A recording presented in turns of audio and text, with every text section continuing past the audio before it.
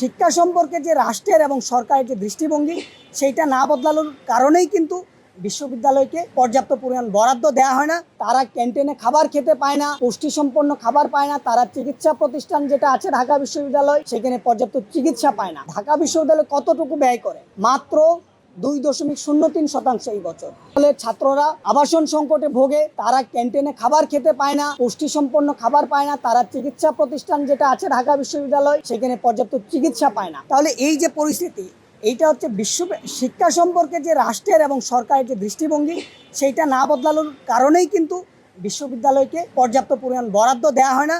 আমরা যদি দেখি যে এই আমাদের বক্তব্যে এসেছে দক্ষিণ এশিয়ার বেশিরভাগ দেশ তাদের যে বিশ্ববিদ্যালয়গুলি আছে সেই বিশ্ববিদ্যালয়গুলিতে যা বরাদ্দ দেয় তার মধ্যে বিশ্ববিদ্যালয় বরাদ্দের 10 থেকে 15% গবেষণা খাতে ব্যয় করে।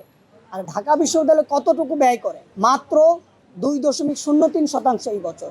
দক্ষিণ কোরিয়া গবেষণা খাতে জাতীয় বরাদ্দ হচ্ছে তাদের 5% জিডিপির, আর বাংলাদেশে গবেষণা খাতে বরাদ্দ হচ্ছে 0.03%। অর্থাৎ গবেষণা খাতে এবং বিশ্ববিদ্যালয়গুলির জন্য বরাদ্দ কেমন হওয়া উচিত, এটা কিন্তু সমাজতান্ত্রিক ছাত্রফ্রন্ট আজকে এইখানে ঢাকা বিশ্ববিদ্যালয়ের মধুর ক্যান্টিনে একটা মডেল উপস্থাপন করছে। বিষয়টা এরকম নয়। আমাদের এখানকার জাতীয় এবং আন্তর্জাতিকভাবে যারা শিক্ষা নিয়ে কাজ করে, গবেষণা নিয়ে কাজ করে, তাদের পরামর্শ হচ্ছে শিক্ষা খাতে জিডিপির 6 ভাগ বরাদ্দ দেয়া এবং বিশ্ববিদ্যালয়ের গবেষণার জন্য ন্যূনতম 10 থেকে 15% বরাদ্দ দেয়া। এটা আমরা আমাদের সংগঠনের পক্ষ থেকে এভাবেই দেখি শিক্ষার ব্যাপারটাকে।